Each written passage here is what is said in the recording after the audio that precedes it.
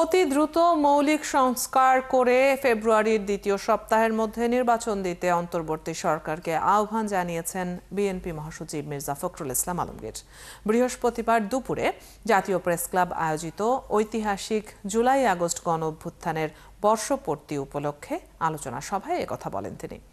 এ সময় 52, 71 ও 2024 সালের আন্দোলনের কথা উল্লেখ করে তিনি বলেন, বাঙালি অধিকার আদায় করতে জানে, এবারেও তারা ভোটের অধিকার আদায় করবে।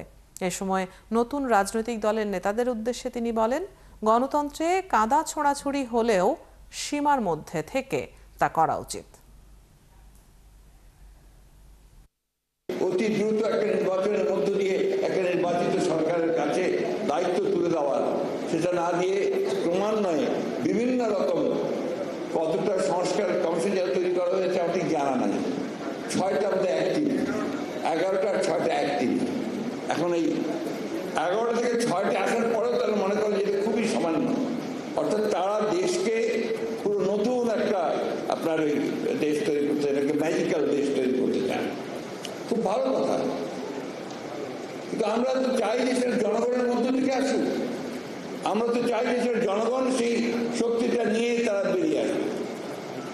আমরা দুঃখের সঙ্গে বলতে বাধ্য হচ্ছি যে সরকারের কাছ থেকে আমরা সেই জিনিসটা দেখতে পাইনি।